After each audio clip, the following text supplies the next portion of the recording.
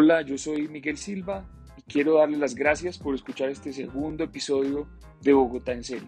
Hoy vamos a hablar del tema de seguridad, un tema que requiere gran atención tanto en Bogotá como en el resto del país y que preocupa a muchas personas porque no parecen haber soluciones que pudieran poderse aplicar con facilidad para resolver el problema. El asunto de seguridad en Bogotá se viene agravando durante los últimos años. Desde el último periodo de Enrique Peñalosa se venía diciendo que algunos indicadores de vital importancia como el de los homicidios se estaban deteriorando. En el último trimestre de ese gobierno, el año 2019, ya se empezaba a ver una tendencia a la alza de los homicidios. De hecho, hacia febrero del año 2020, justo antes de la pandemia, cuando Claudia López apenas arrancaba su gobierno, se comenzaron a registrar unos índices de homicidio mucho más altos que los años anteriores, dando continuidad a esa tendencia con la que ha cerrado el gobierno de Enrique Peñalosa. Esto es importante para poder señalar que no es algo que sea completamente atribuible al gobierno de Claudia López, sino que corresponde a una tendencia que probablemente viene de mucho tiempo atrás. Por eso valdría la pena preguntarnos qué es lo que está pasando con la seguridad en Bogotá. Otro elemento previo, vale la pena tener en cuenta, es lo relacionado precisamente con esa tendencia histórica en homicidios. Bogotá había alcanzado una cifra de 85 homicidios por cada 100.000 habitantes en el año 1993 y desde entonces venía reduciendo esas tasas de homicidio cada año hasta el punto en que estábamos muy cerca de llegar a una cifra récord de 10 homicidios por cada 100.000 habitantes, que de hecho sería una de las tasas más bajas en todo el país si tenemos en cuenta las grandes ciudades. Bogotá se ha convertido en un ejemplo de la consolidación de políticas que protegían la vida. Sin embargo, por eso es tan crítico que la tasa de homicidios esté comenzando primero a disminuir su ritmo y segundo, probablemente comience a aumentar por primera vez en muchos años. Hay bastantes evidencias para poder señalar con preocupación que hacia allá estaríamos transitando en la ciudad. Otro elemento importante, además de los homicidios, tiene que ver con el hurto. Esta es la mayor preocupación que tiene la ciudadanía hoy en Bogotá. Se registran más de 80.000 hurtos en lo que va corrido del año, un aumento del 25% con respecto a los hurtos que se habían registrado el año anterior. Claro, hay que tener en cuenta que el año anterior estábamos con políticas restrictivas, de cuarentenas, la gente estaba en la casa, los hurtos en las calles, por eso fueron mucho menores en el año 2020. Sin embargo, parece que con la reactivación también se reactivó el delito, se reactivó el hurto y empieza a registrar unas cifras altas. Dentro de esta dinámica del hurto, una de las mayores preocupaciones que tienen las personas es el hurto en el espacio público. El objeto más hurtado hoy son los celulares y no es un tema menor. Más adelante vamos a profundizar en este tema del hurto de celulares y cómo el mercado ilegal de tecnología está cobrando vidas, porque muchos de estos homicidios están relacionados con el hurto de teléfonos celulares, de tecnología que suceden en el espacio público. Profundizando en el tema de los homicidios, vale la pena plantear algunos datos de referencia. El homicidio aumentó en lo que va corrido del año con respecto al año 2020 un 11.5% y con respecto al año 2019 un 14.2%. Quiere decir que es una cifra histórica si se tiene en cuenta años anteriores.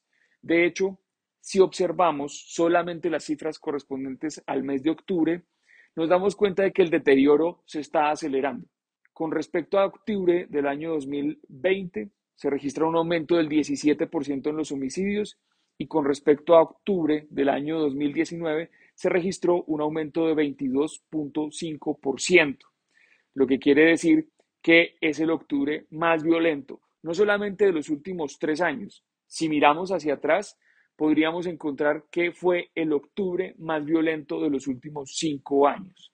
¿Quiénes son las víctimas de estos homicidios? Fundamentalmente son hombres jóvenes menores de 30 años, las víctimas de homicidios. Aquí se mezclan dos fenómenos importantes. Un fenómeno es el de las riñas, que es responsable de una buena cantidad. Se calcula que más o menos la mitad de los homicidios puede corresponder a riñas, a conflictos resueltos de manera violenta en las calles, y otro 50% más o menos aproximadamente podría estar relacionado entonces con ajustes de cuentas, sicariato y la dinámica delincuencial y criminal. Estas son las dimensiones del problema para el mes de octubre. ¿Por qué aumentan los homicidios y dónde están aumentando los homicidios? Vale la pena señalar que esta no es una dinámica que sea homogénea en toda la ciudad. Es evidente, no solamente para este año, sino que durante las últimas décadas ha sido evidente que la violencia homicida se concentra en algunas localidades, especialmente en el suroccidente de la ciudad, en las localidades de Kennedy, Bosa, Ciudad Bolívar, es donde más se está concentrando la dinámica del homicidio con respecto al resto de la ciudad.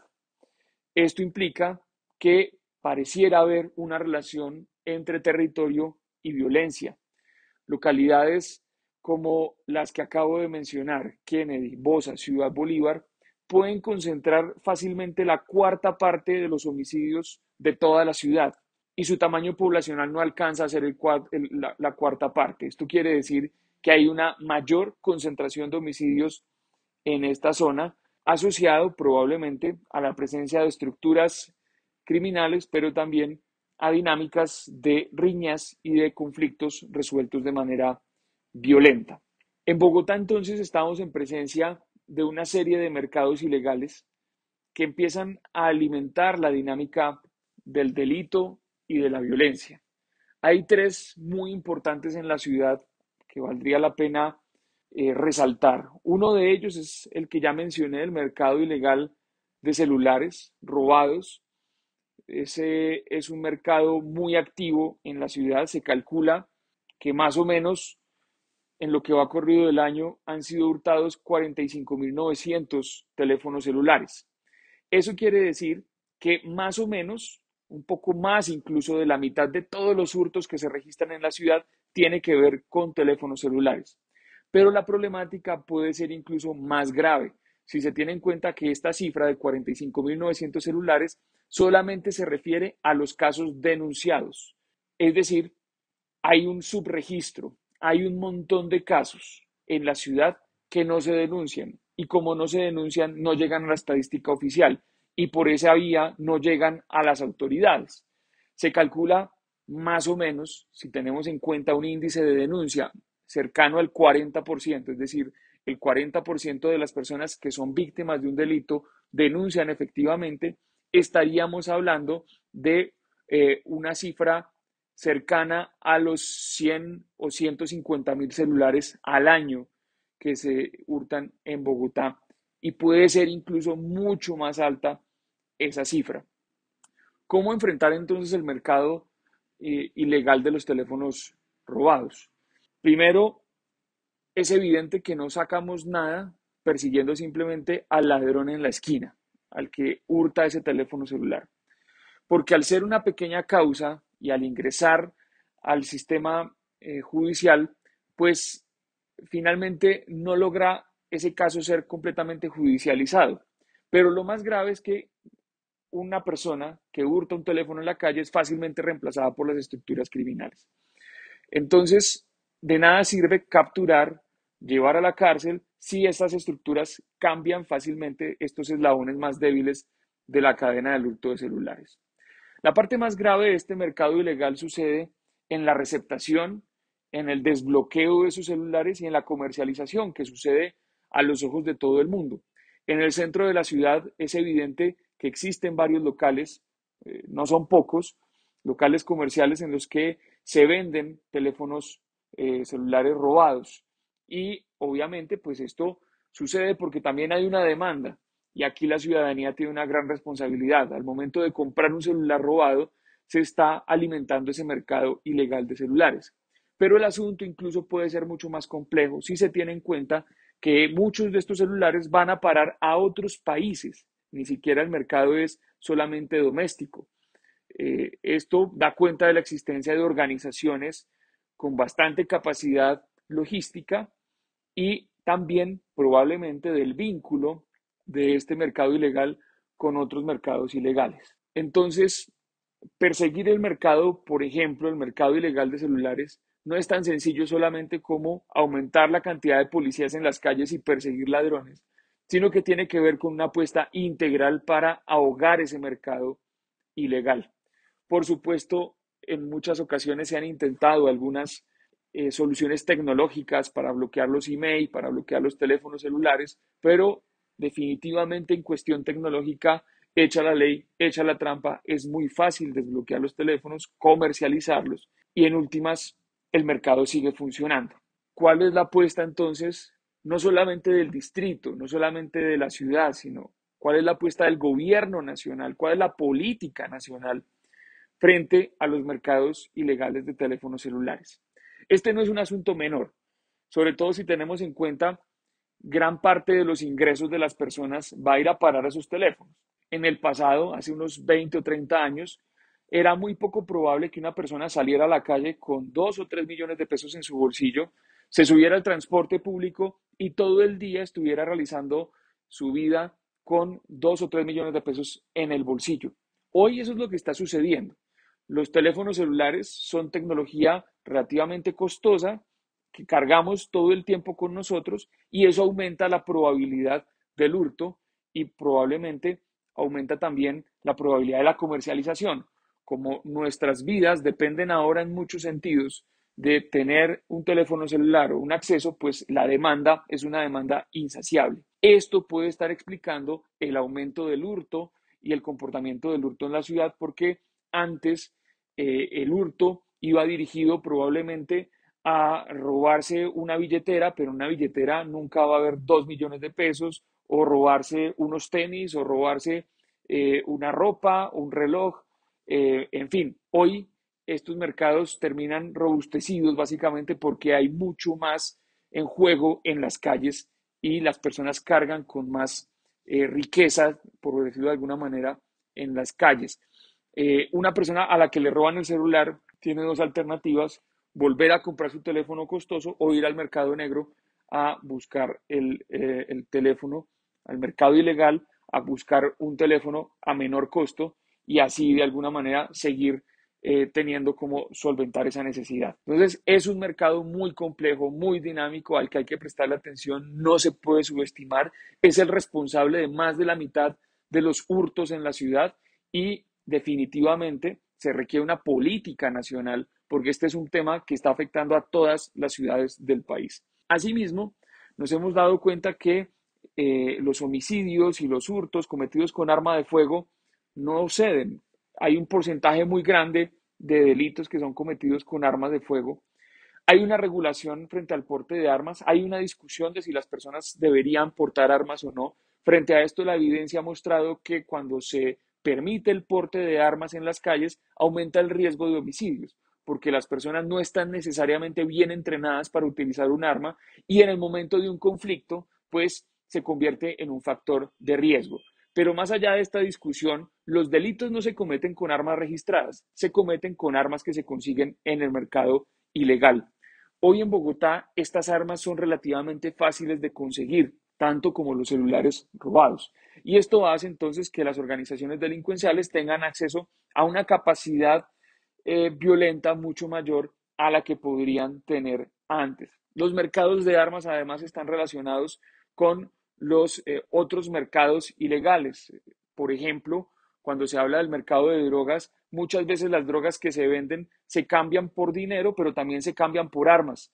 Y así funciona a gran escala estos mercados ilegales. Cambian drogas por armas. Cuando hablamos también del mercado de drogas, un mercado que no está regulado, es un mercado que se mantiene en la criminalidad, pues este mercado de drogas para el control territorial, por ejemplo, para el control de las plazas, requiere de armas. Por eso el vínculo tan estrecho que hay entre armas y drogas.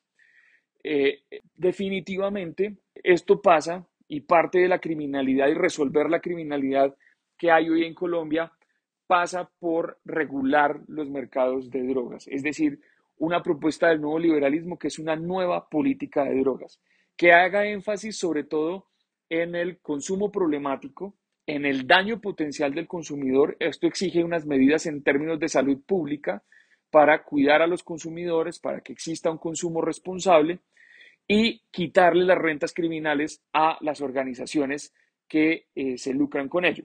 Además de quitar el incentivo a varios sectores del Estado que son permeados por el narcotráfico y allí se configuran prácticas de corrupción.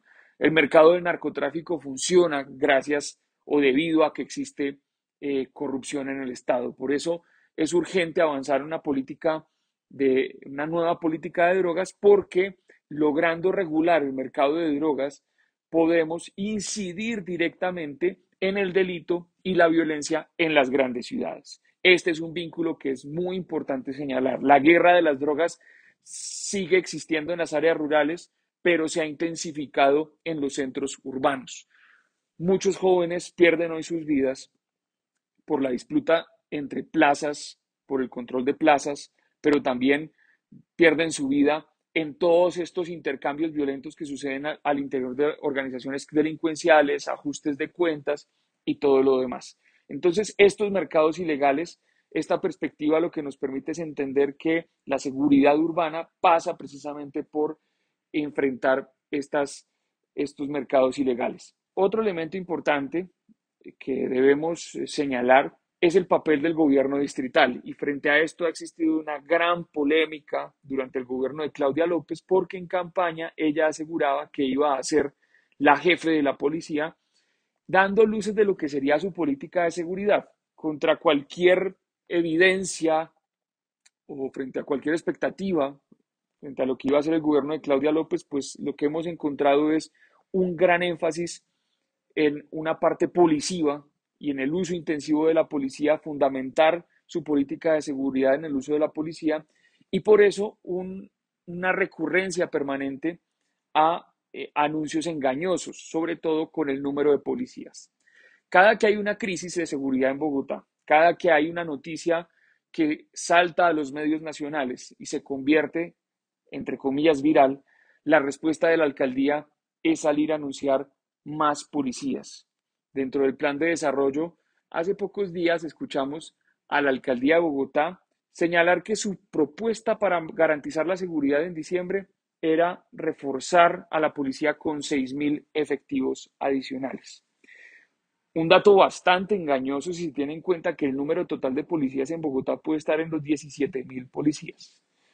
Nos preguntamos entonces si esos 6.000 policías son de los mismos 17.000, entonces, ¿qué los teníamos haciendo antes que ahora sí los vamos a utilizar para la seguridad? O valdría la pena preguntarnos entonces si son adicionales, ¿de dónde vienen esos 6.000 policías? Es muy poco probable que sean policías adicionales, pero en general la alcaldía se ha concentrado en unos anuncios alrededor del número de policías y además a plantear un conflicto con el gobierno nacional alrededor precisamente del uso de la policía. Frente a esto, en políticas de seguridad urbana también hay que tener en cuenta que los policías cumplen un papel como primer respondiente frente a delitos y frente a conflictos. Sin embargo, el fenómeno de criminalidad es mucho más complejo. Tiene que ver con, primero, un asunto de prevención, cómo evitar que las personas caigan en el delito, por ejemplo, o que resuelvan sus problemas a través de la violencia. La prevención termina siendo un gran elemento dentro de la política de seguridad. Otro elemento importante tiene que ver con el control territorial, que no depende solamente de la policía, sino de la oferta estatal integral que se lleve, que los colegios estén abiertos y funcionando, que tengan además buenas políticas integradas de prevención de la violencia y del delito, pero también depende del alumbrado público, depende de la calidad del espacio público, pero también depende posteriormente del proceso de judicialización, depende de qué tanto está siendo efectivo o no ese proceso de judicialización.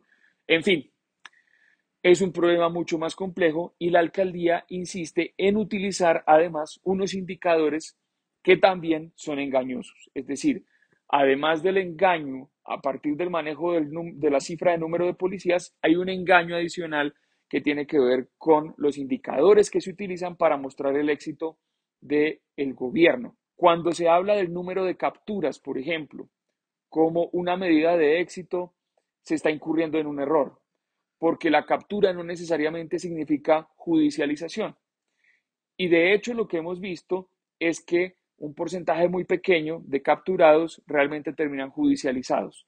Esto porque la captura probablemente se hizo mal y también porque eh, probablemente existen procedimientos de captura no tan claros que en muchas ocasiones terminan violando los derechos humanos. Es decir, si usted a la policía le pone una meta de capturas, pues la policía va a cumplir la meta de capturas. Pero eso no significa que mejore la seguridad, porque esas capturas no necesariamente todas están bien hechas. Hay una reflexión pendiente sobre la calidad de las capturas, si realmente estamos capturando a quienes tenemos que capturar o si simplemente estamos capturando en masa para poder salir a los medios y mostrar unos indicadores de éxito. El principal indicador de éxito de una política de seguridad definitivamente tiene que ver con la tasa de homicidios. Ese es el principal objetivo de una política de seguridad. Y el otro resultado tiene que ver con la disminución del hurto. Sin embargo, aquí hay que señalar que en materia de hurto vamos a ciegas. Hace un momento explicaba cómo lo que tenemos o las cifras que tenemos son cifras que tienen que ver con denuncia. Solamente conocemos los casos denunciados, que son la mitad probablemente de los casos que realmente suceden en toda la ciudad. Es decir, conocemos solamente la mitad del fenómeno. La otra mitad del fenómeno sigue sucediendo, pero no la conocemos, no tenemos datos sobre esa otra mitad. ¿Cómo se mide entonces este subregistro? ¿Cómo medir el tamaño del problema? Algunos instrumentos que se venían aplicando especialmente desde la Cámara de Comercio tienen que ver con encuestas de percepción. Se le pregunta a la gente en la calle si fue víctima de delito. Esa es la que se denomina encuesta de victimización. Hay victimización directa, victimización indirecta, es decir, victimización directa es cuando usted mismo, al ser encuestado, fue víctima de un delito, o victimización indirecta es cuando alguien cercano a usted, no necesariamente usted mismo, sino alguien cercano a usted, o escuchó usted la ocurrencia de un delito. Por lo tanto, el índice de victimización indirecta es más pequeño que el índice de, por lo tanto, el índice de victimización directa es más pequeño que el índice de victimización indirecta. Pero en últimas, nos da una dimensión de cuántas personas han sido víctimas de delito con respecto al total. Otra encuesta que se utiliza es la encuesta de denuncia. Se le pregunta a las personas que fueron víctimas de delito, víctimas directas de delito, si denunciaron. Ese indicador antes de la pandemia oscilaba entre el 30 y el 40%, que es absolutamente bajo. Solamente 3 de cada 10 o 4 de cada 10 víctimas de delito denunciaron efectivamente serlo. Cuando llegó la pandemia, la Cámara de Comercio suspendió la realización de la encuesta. Luego hizo una encuesta, pero la hizo con una metodología que ha sido bastante cuestionable, pero en últimas se le propuso al distrito que hiciera sus mediciones propias para saber dónde estaba ocurriendo el delito, por lo menos tener un indicador que aproximara ese dato, y la alcaldía se negó.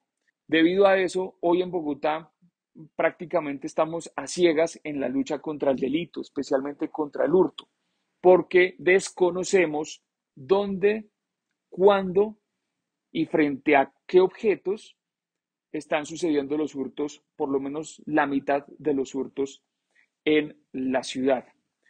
Esto es importante entenderlo cuando hablamos de resultados, porque probablemente parte de estos resultados, de la cifra de aumento o reducción de hurtos, hay que ponerlas en contexto frente a ese gran subregistro que hay hoy frente al delito.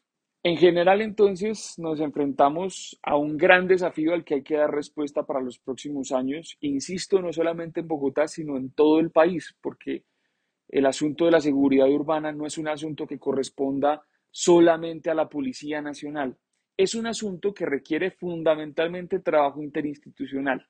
De hecho, De todos los sectores que hay gubernamentales, el de seguridad es uno de los más exigentes en el trabajo interinstitucional. Es decir, se requiere un trabajo efectivamente con la policía, es innegable, pero también tienen que participar los jueces. Por ejemplo, el distrito hoy no tiene ningún convenio de fortalecimiento de la rama judicial, argumentando que es un problema nacional, entonces no hay cooperación estrecha para fortalecer la rama judicial en la ciudad. Y lo mismo pasa con la fiscalía. Durante más de año y medio, el distrito prácticamente no tuvo ningún tipo de relación con la fiscalía en términos de trabajo interinstitucional y pareciera que comienzan a reconocer la necesidad hace algunas semanas, pero en últimas hace falta más trabajo interinstitucional desde el distrito, con los jueces, con la fiscalía, con la fuerza pública, pero también es muy importante un trabajo interinstitucional con educación, con salud, con cultura, es decir, el tema de la seguridad urbana es un asunto integral, no es un asunto, insisto, que debamos dejar solamente en manos de la policía. Adicional a eso, pues hay que tener en cuenta que hay que cortarle la dinámica a la reproducción de estas carreras delictivas. Desafortunadamente, las cárceles se convierten en sitios de reentrenamiento para delincuentes. En muchos casos, muchas personas terminan reincidiendo en el delito luego de pasar por una cárcel, sobre todo porque allí se conectan con organizaciones delincuenciales. Hay un estudio que hizo la Universidad EAFIT hace algún tiempo en el que se muestra cómo la mala calidad de los centros de reclusión incide en la reincidencia. Es decir, centros de reclusión con buena calidad, respetando los derechos humanos de las personas que están cumpliendo una condena, si tienen buena calidad, evitan la reincidencia una vez salen. Esta es la población que denominamos pospenados y frente a la que deberíamos también tener una política nacional que permita abrir canales, segundas oportunidades para las personas que en algún momento cometieron un error en su vida, cometieron un delito, pero que reconocen que se equivocaron, se arrepienten y quieren insertarse a la sociedad de otra manera. El papel de los pospenados es clave a partir de políticas de generación de empleo, pero también de acompañamiento psicosocial.